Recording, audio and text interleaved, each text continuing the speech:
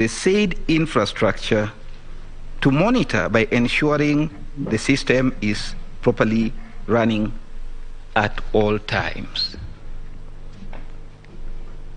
Now, the first point that we need to bear in mind, Madam Chief Justice and the honorable members, is, did IBC formally gazette Gudino Omar as one of the persons who had access to the server?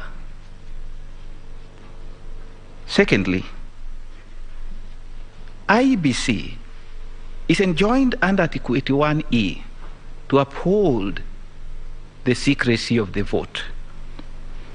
How secret can the vote be if it is being constantly accessed by a foreigner from a distant location?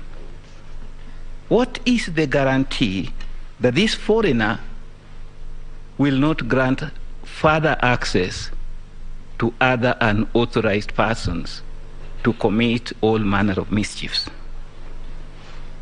But more important, Madam Chief Justice and the honorable members, is the complaint by Justice Nyang'aya that Gudino Omar was uploading and downloading forms.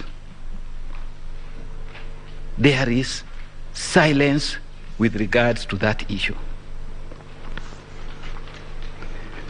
Then there was the contention that other unauthorized IEBC staff also had access to the server. And their names were provided, Madam Chief Justice and the honorable members. In the replying affidavit by Hilda Kavonga, again they make this admission, and with respect to one Abdidahir Maalim,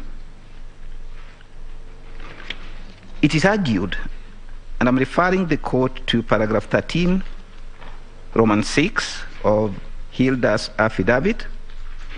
She says,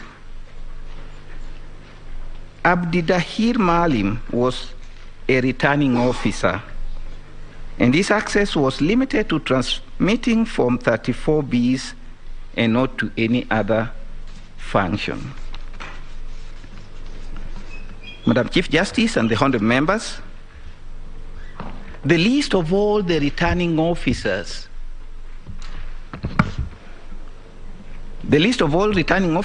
who participated are included in the affidavit of Juliana Cherera and specifically marked as Annex J C2. Unfortunately, the name of Abdidahir Mohammed does not appear. It is not indicated with respect to which constituency or which county he was the returning officer. It would appear clearly that there was a lie. Beyond that, the logs that were filed by Justice Nyang'aya were also analyzed by a forensic analyst, George Njoroge, and he submitted an affidavit to which he annexed a report. And in that report, Madam Chief Justice and the honorable members, it is clarified that Abdidahir Mohammed accessed the server more than 1,000 times. The question one would ask is, why would he access the server so many times? What was he doing? Madam Chief Justice and the honorable members, it is quite clear that the server was defiled. The next issue I would wish to speak to, and I can see I'm having serious time issues, is whether the IBC verified the results. And it is my submissions that that did not happen. And I'm saying so for two reasons. First, and this is important because it's not been captured by my colleagues, according to the Constitution, it is not only